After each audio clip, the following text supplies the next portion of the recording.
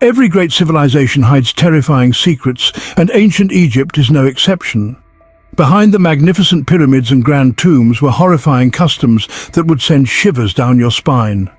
From haunting mummification processes to bizarre healing methods, these are things you wouldn't even want to imagine. Have you ever wondered what people back then did that would horrify us today? Do you have the courage to uncover 14 disgusting things that were once considered normal in ancient Egyptian society? Have we truly unraveled all the secrets they kept hidden for thousands of years? Let's find out in this video. Number 14. Red days for men. Who said only women experience red days? In ancient Egypt, this wasn't just exclusive to women, it could also happen to men. One of the most notable causes was schistosomiasis, a common parasitic disease in those times, which almost anyone could contract due to living conditions and water sources. One prominent symptom of this disease was blood in the urine, something we would now recognize as a serious medical condition. However, the ancient Egyptians had a completely different perspective. Rather than worrying or being frightened by this sign, they saw it as a positive manifestation of maturity and fertility. For them, a man urinating blood wasn't alarming. On the contrary, it was considered a signal that a man had reached the threshold of maturity and was ready to become a father. They believed that blood in the urine symbolized abundance and virility, similar to how women experienced menstruation to prepare for fertility. Men also had their own version. Even more surprisingly, this event was not just a sign of maturity, but a reason for celebration in ancient Egyptian society. Events marking milestones of maturity were considered important turning points, and this phenomenon became part of ceremonies celebrating a man's readiness for reproduction. Imagine a gathering where people raise glasses to celebrate a man because he had symptoms of a parasitic disease. Instead of seeing schistosomiasis as a dangerous illness, the ancient Egyptians embraced it as a natural part of life and turned it into a symbol of strength and fertility. Number 13. Pregnancy testing using urine. In modern society, pregnancy tests are simple and convenient. A woman just needs to buy a pregnancy test from a pharmacy, and after a few minutes, the result appears clearly. However, if you had the chance to travel back in time to ancient Egypt, you would see that their methods for testing pregnancy were not only more complicated, but also somewhat mystical and strange. Instead of using test sticks like today, ancient Egyptian women invented an entirely natural method to determine if they were pregnant. They would urinate on wheat and barley seeds. Yes, this process didn't take a few minutes but lasted several days, during which they would continuously pour urine on the seeds and wait to see what happened. If the barley sprouted first, it was believed to signal the birth of a girl. Conversely, if the wheat grew faster, they could expect a boy. Sounds strange, doesn't it? But what's even more surprising is that this method wasn't entirely baseless. In 1963, a group of modern scientists conducted research and found that this ancient Egyptian pregnancy test was about 70% accurate. This result is truly impressive, as it shows that the ancient Egyptians had a deep understanding of the human body and were able to develop pregnancy tests whose effectiveness we only confirmed thousands of years later. But if you think urinating on seeds was the weirdest part of the ancient Egyptian pregnancy test, wait until you hear about the second method they used. For those who didn't want to water seeds, they had another equally strange method, placing an onion or garlic inside a woman's body. They would then wait until the next day to check if the smell of onion or garlic appeared in the woman's breath. If her breath carried the smell, it meant she was not pregnant. If there was no smell, it indicated pregnancy. This method might sound more like a joke than an actual medical technique, but in reality, it was used seriously for centuries, demonstrating the unique creativity and understanding of the human body and reproductive health by the ancient Egyptians. While today we may find it amusing to think about these pregnancy tests, we have to admit that in the absence of modern medical technology, the Egyptians showed remarkable ingenuity and observational skills. Number 12. Female corpses were left until decomposition began. In ancient Egypt, when a man passed away, his mummification process would begin immediately, conducted by priests and embalmers. However, for women, especially those of high status or influence in society, the process was different. Instead of starting immediately, their bodies were left to sit for 3 to 4 days before being mummified. The reason behind this wasn't just ritualistic, but rather shockingly practical. There was concern that embalmers might not be able to resist the beauty of deceased women. To prevent any inappropriate behavior from the embalmers, the women's bodies would be left alone for a few days until the natural decomposition process began. Once the body showed signs of decay, it was believed this would eliminate any temptation the embalmers might face. Only after the female body had reached a certain level of decomposition would the mummification process begin. This was not only a safety measure, but also a rule to protect the dignity of the deceased, ensuring that no wrongdoing occurred while the body was being prepared for the afterlife. This regulation reveals an interesting aspect of the ancient Egyptian mindset and beliefs. Although they highly valued the mummification process and considered the preservation of the body sacred after death, there was still concern about human nature, even in what was considered a holy task. This reality reflects not only the caution of the ancient Egyptians, but also sheds light on social structure, moral concepts, and the differences in handling male and female bodies. Number 11. Mummy powder. If you think modern beauty treatments are bizarre, try imagining a unique beauty and healing method from ancient and medieval times: mummy powder.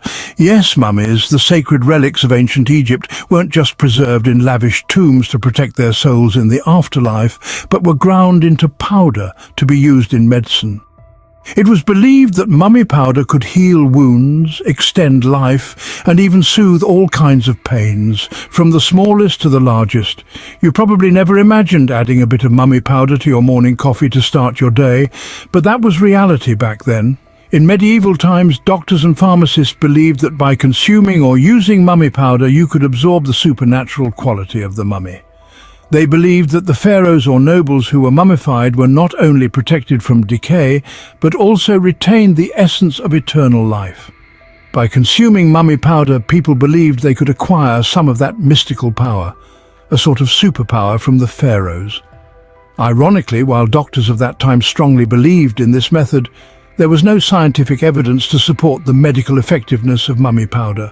In fact, many mummies were no longer intact and had deteriorated over time. Yet, with unwavering belief in the magical properties of mummy powder, people were still willing to experiment with it in every situation, from treating wounds to extending lifespan. Perhaps the funniest thing about this is that although mummy powder was once considered a miracle drug, today the thought of grinding up mummies into powder and putting it in medicine would make us shudder. The difference in perception and medical understanding between eras can be truly astonishing, don't you think? Number 10. Servants buried with their masters.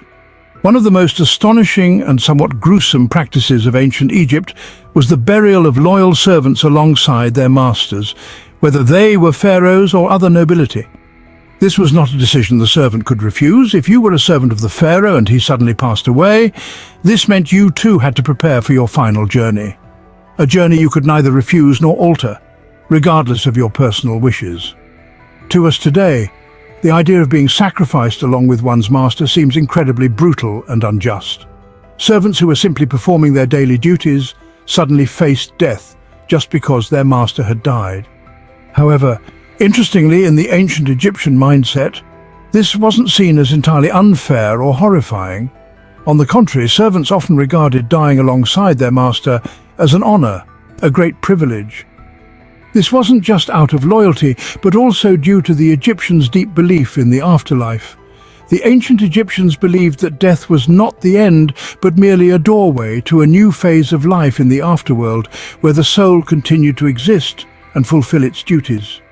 Being buried with their master meant that servants would continue their roles in the afterlife, living in power and proximity to their master, just as they did in the physical world. For the servants, this wasn't just a continuation of their earthly duties, but an opportunity to remain close to those in power, even in the afterlife. Number 9, royal inbreeding and the genetic race of mutations. Many people say that members of ancient Egyptian royalty often married close relatives, and this is entirely true. Marrying siblings or even one's own daughter was not only a cultural tradition, but also driven by significant religious and political factors. This practice was common among royalty to maintain the purity of the royal bloodline and strengthen power by imitating the model of the gods in Egyptian religion, especially the god Osiris and the goddess Isis, who were both siblings and husband and wife. This union was not just a symbol of power, but also a strategy to ensure that the pharaohs, who were considered living embodiments of the gods on earth, retained their divine strength and eternal power. According to the Egyptians, inbreeding was a way to preserve the royal family's exclusive status and prevent the mixing of bloodlines with outsiders. While inbreeding wasn't solely a royal practice among the general population, this phenomenon varied over time. During the Roman rule of Egypt from 30 BC to 395 AD, sibling marriages became more common among the populace, whereas in earlier periods this was less frequent. Marriages during the New Kingdom period, 1550 BC to 1070 BC, made discovering sibling marriages in historical records more difficult due to changes in language use. However, the consequences of royal inbreeding included declining health as the gene pool became restricted. Subsequent generations suffered from genetic defects and serious health problems. King Tutankhamun, one of the most famous pharaohs, was a prime example, as he was born with many deformities and illnesses due to inbreeding in the royal family. Number 8. Punishment for crimes. Offending the sun god in ancient Egypt was not only a religious crime, but one of the most severe offenses anyone could commit. For the Egyptians, the sun god wasn't just the source of life sustaining the universe, but also the ultimate symbol of order, power, and stability in society. Worshipping the sun god, often represented by the god Ra, was the foundation of the Egyptian belief system. Therefore, offending Ra in any form was considered an unforgivable sin, as it symbolized a disruption of the sacred order of the universe. The punishment for this sin was one of the harshest and most terrifying in Egyptian history, being burned alive. Being burned alive was not just a physically painful punishment, but carried deep spiritual meaning. The ancient Egyptians believed that after death, the soul would embark on a journey through the afterworld to achieve immortality. However, being burned alive was seen as total spiritual destruction, preventing the soul from continuing its journey into the afterlife. The soul of the person who was burned would be cast into oblivion, losing the chance for resurrection and forever denied eternal life. This was especially significant in the context of Egyptian culture, where the soul and the afterlife played an enormous role in their belief system. For the Egyptians, losing the opportunity for eternal life was the greatest fear, and this is what made burning alive the ultimate punishment, a symbol of complete annihilation. From a modern perspective, the punishment of being burned alive is probably one of the most brutal, not only physically horrifying, but also terrifying on a spiritual level. But in the religious context of ancient Egypt, it held deep and sacred meaning. This punishment was not just a means to deal with a crime, but a strict warning to preserve the sanctity of Ra and maintain social order. Number 7. Hair care with rotten liver. Today we often look for hair care products with gentle fragrances and natural ingredients, from floral extracts to coconut oil, to keep our hair soft and fragrant. But if you think the concept of hair care has always been around, try traveling back in time to ancient Egypt.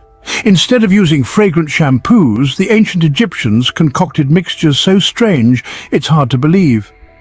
And you wouldn't believe what they used to keep their hair healthy.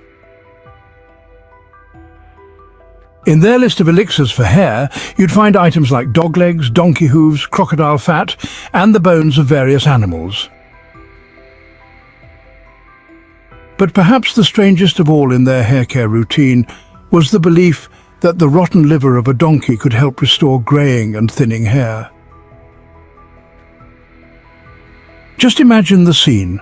A pot of bizarre ingredients boiling together, including black cat blood and other unimaginable substances, with the belief that applying it to the scalp would miraculously revive the hair. Today, we certainly couldn't imagine boiling rotten liver and applying it to our heads in hopes of beautiful hair. But for the ancient Egyptians, this was a serious ritual based on the belief that these animal ingredients could bring vitality to the hair. When their hair started to grey or fall out, they didn't turn to hair serums or growth treatments like we do today, but instead used bizarre recipes that only the most imaginative minds could think of. Number 6. Mummification, the art of immortality. Mummification was not merely a method of preserving bodies in ancient Egyptian culture, but was an elevated art form blending science, religion, and spirituality. Developed from the early days of this civilization, the technique became a significant symbol of the belief in the soul's immortality.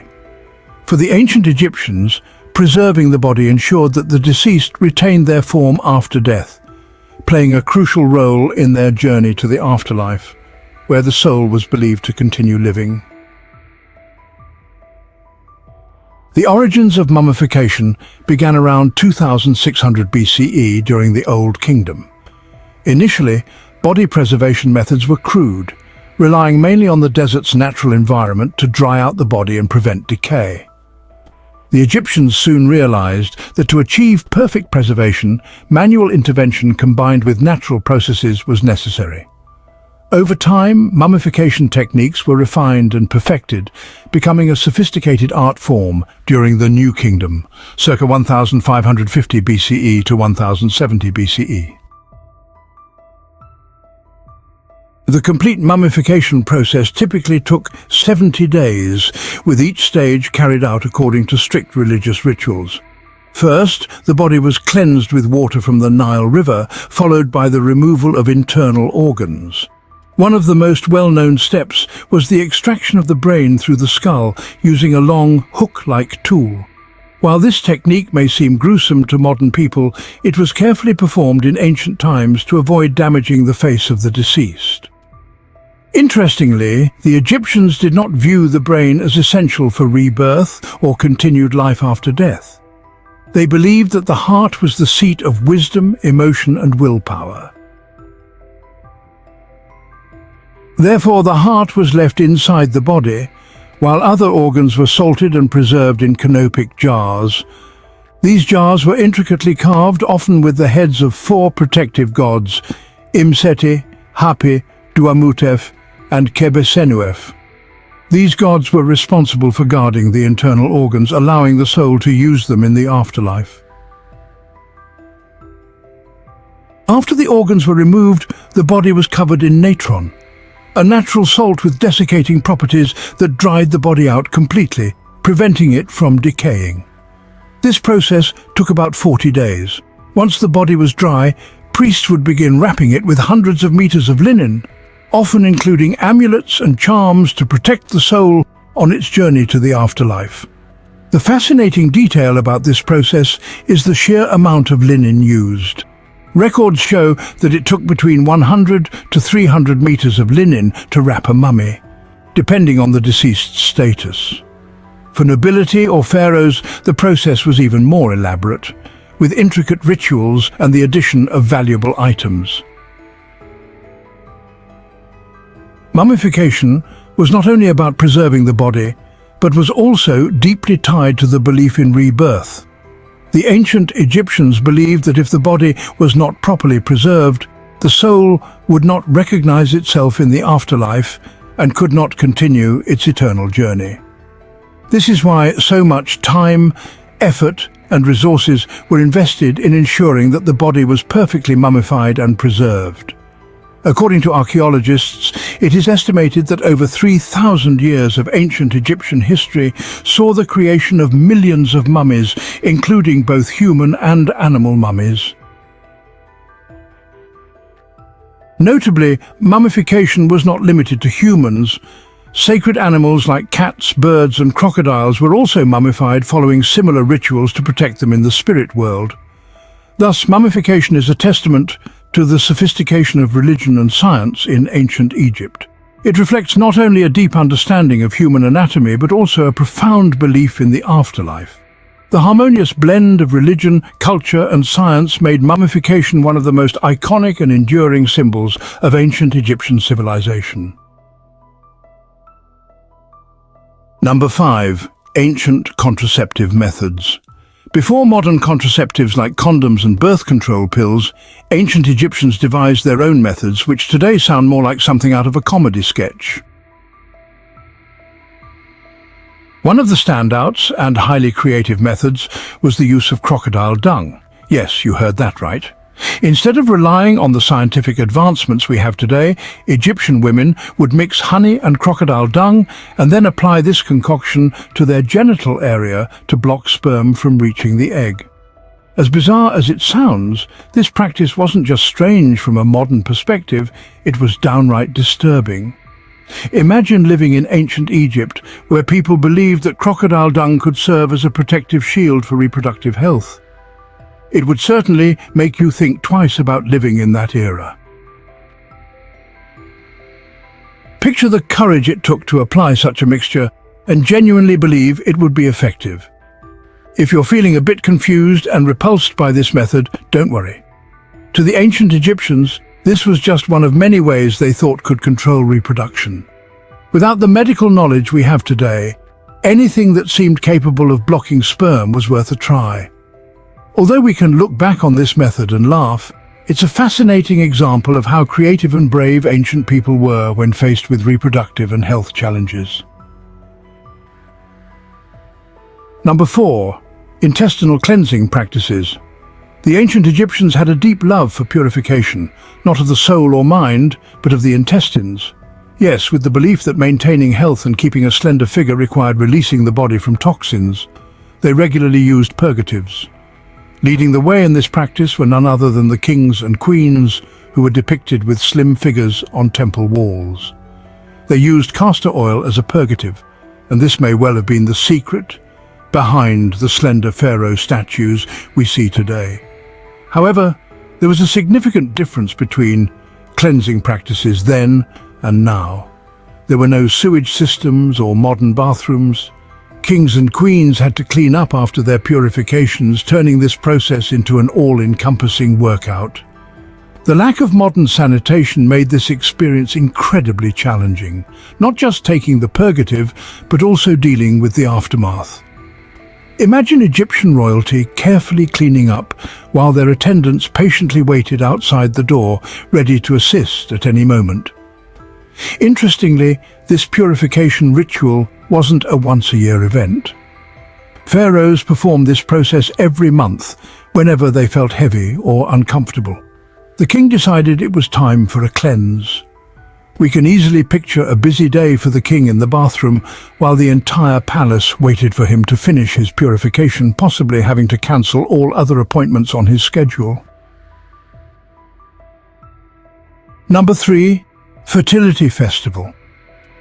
Ancient Egypt wasn't just known for its grand pyramids and solemn religious rituals, but also for one particularly unexpected and puzzling fertility festival. Egyptians believed that the universe originated from the self-creation of the god Atum, a powerful deity. The most significant part of his creation story was his act of self-gratification. To them, this act not only marked the beginning of life, but also symbolized the power of fertility and growth. To honor Atum, and more importantly, to ensure the fertility of the Nile River, pharaohs, seen as the embodiment of gods on earth, would perform a special ritual. What made this ritual stand out was not the pharaoh's action itself, but the way the entire male population participated. It wasn't just the king who bore the responsibility of activating the fertility of the land. Every man in the kingdom was invited to join in. Standing along the Nile River, men would remove their clothing and, alongside the pharaoh, participate in one of the strangest rituals in human history. The significance of this act went beyond honoring Atum. It was a reenactment of his creative act, meant to ensure a bountiful harvest and prosperity for the land. But what made this festival even more bizarre was the collective experience. Imagine a scene where hundreds, if not thousands of men engage in an intensely private act, yet it was recognized as a public ceremony. They weren't just standing together in this ritual, but believed that their actions connected the mortal world with the divine, bringing abundance and harvest. It was a festival where everyone could feel very comfortable, but it certainly wasn't for the shy or faint-hearted.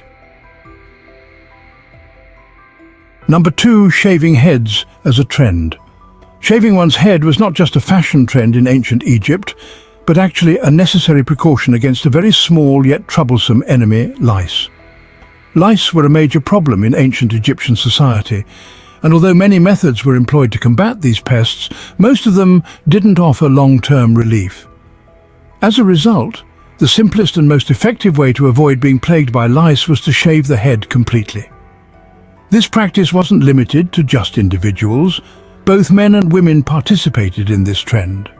For women, wigs were often a preferred replacement after shaving their heads. These wigs not only allowed them to maintain a stylish appearance, but also provided a hygienic solution, as wigs could easily be removed and cleaned. Though head shaving initially began as a way to combat lice, it gradually became a symbol of cleanliness and status in Egyptian society. A shaved head was seen as a sign that you knew how to maintain personal hygiene, as well as a reflection of high social standing. People who didn't shave their heads could be viewed by some as lazy and unsanitary. Number 1. Hair loss remedies. If you think using modern shampoos and conditioners is complex, imagine the ancient Egyptian methods for preventing hair loss.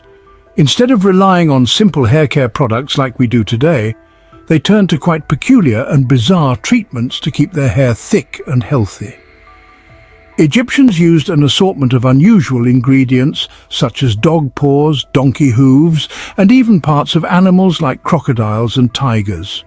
These ingredients were crushed, boiled, or mixed with oils, then applied to the scalp in the hopes that the hair would magically regrow.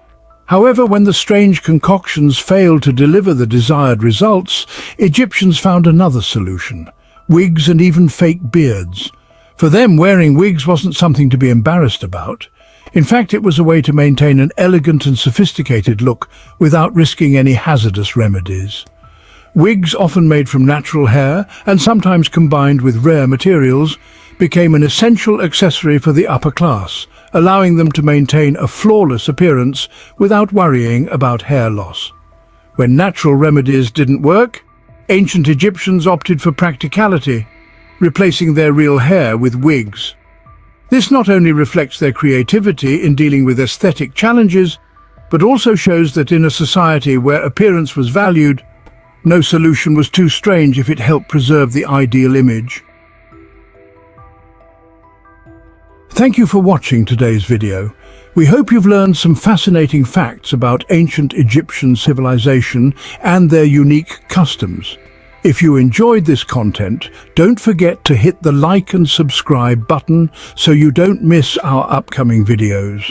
Feel free to leave a comment below to share your thoughts or suggest any topics you'd like us to cover next. Thanks, and see you in the next video.